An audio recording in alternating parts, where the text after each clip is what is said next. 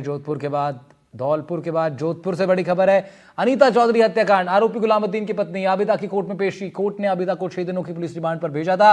गुलामुद्दीन और आबिदा को आमने सामने बिठाकर अब पुलिस पूछताछ करेगी। बड़ी खबर आपको बता रहे हैं जोधपुर से। पूछताछ में कई राज खुलने के आसार जताए जा रहे हैं। जोधपुर से अनीता चौधरी हत्याकांड का यह मामला, आरोपी गुलामुद्दीन की पत्नी के सामने अब गुलामुद्दीन को बैठाकर के बातचीत की जाएगी और इस बातचीत के बाद कई अहम खुलासे हो सकते हैं।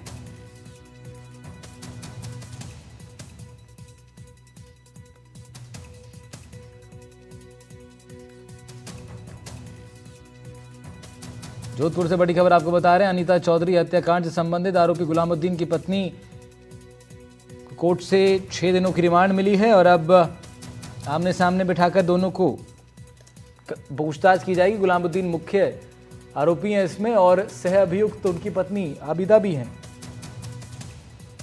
हालांकि आबिदा ने पिछली बार ये कहा था कि वो कुछ नहीं जानती, सब कुछ गुलामुद्दीन को पता है, वो बेकसूर हैं, वो तो बाहर गई हुई थी। लेकिन अब दोनों को आमने सामने बिठा करके बातचीत करने की बात सामने आ रही है और इस बातचीत के बाद अब हो सकता है कि तमाम बड़े खुलासे भी सामने आ जाएं इस पूरे प्रकरण को लेकर।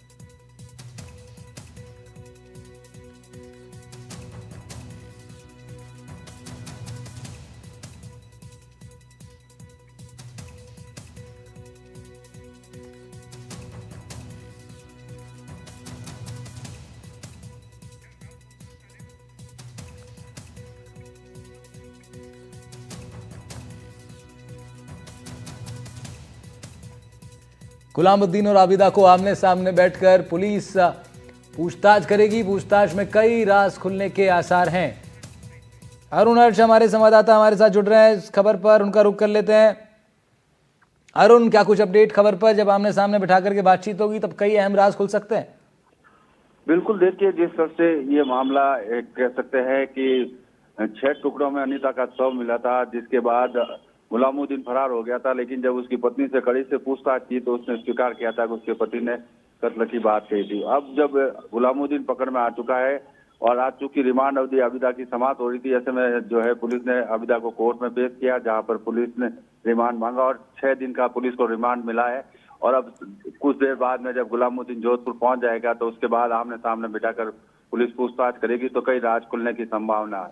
हालांकि आज इस मामले में जिस तरह से जो है पीड़ित परिवार लोग हैं वो नागौर सांसद हनुमान बेनीवाल से भी मिलने के लिए नागौर गए, जहां हनुमान बेनीवाल ने उन्हें आश्वासन दिया कि वो उनके साथ खड़े और जरूरत पड़ी तो वो जोधपुर भी आएंगे। लेकिन कह सकते हैं कि हनुमान बेनीवाल ने पुलिस की कार्यप्रणाली पर सवाल खड़े किए। वही पुलिस इस पूरे मामले में फूंक फूंक कर कदम रख रही है, क्योंकि जिस तरह से हत्या हुई थी और जिसके बाद लंबा एक आंदोलन चला था, तो कह सकते हैं आज आबिदा को कोर्ट में पेश करने के बाद 6 दिन का रिमांड लिया है और अब आमने सामने पूछताछ में कई राज खुलने की संभावना है। अरुण, समय काफी लग गया पुलिस को महाराष्ट्र से राजस्थान की ओर उनको लेकर के। सुबह के लगभग पुलिस निकली थी, उसके बाद क्या सूचना, कब तक पहुंच जाएगा वो जोधपुर? करीब जो है हमारे सूत्र बता रहे हैं करीब 9 बजे के करीब है जो पुलिस गुलामुद्दीन को लेकर पहुंच पाएगी, क्योंकि करीब 1200-1300 किलोमीटर का सफर था और कल रात से लगातार सफर कर रहे थे। रास्ते में उनको विश्राम और खाना खाने के लिए भी संबंधित जो थाने थे वहां रुककर उन्होंने विश्राम किया और स्नान की थी, तो इस कारण से इनको समय हो रहा है। लेकिन अब से कुछ देर पहले अगर बात की, राजस्थान में प्रवेश कर चुके हैं, सिरोही से भी वो निकल चुके हैं। सिरोही से निकले हुए उनको करीब 1 घंटा हो चुका है, तो उम्मीद करनी चाहिए अगले 2 घंटे में 8:30-9 बजे के करीब है जो गुलामुद्दीन को लेकर जोधपुर पहुंच जाएगी। लेकिन पुलिस अभी भी इस बात को छिपा रही है कि गुलामुद्दीन को लेकर पहले कहाँ ले जाया जाएगा या कौन से थाने में लाया जाएगा। इसको लेकर मीडिया कर्मी सुबह से परेशान हो रहे हैं, लेकिन मीडिया कर्मियों को इस बात का जवाब नहीं मिला और यही कारण है कि जो हमारे सूत्र है वही बता रहे हैं। पुलिस अभी भी इस मामले में ये नहीं बता रही है कि वो कितने बजे पहुंचेगा, लेकिन सूत्र ये बता रहे हैं करीब 8:30 और 9 बजे के करीब जोधपुर है जो गुलामुद्दीन को लेकर पुलिस पहुंच जाएगी। बिल्कुल, शुक्रिया अरुण आपका तमाम जानकारी के लिए। फिर रुक करेंगे आपका इस खबर पर अपडेट के साथ। अब एक और बड़ी खबर का रुख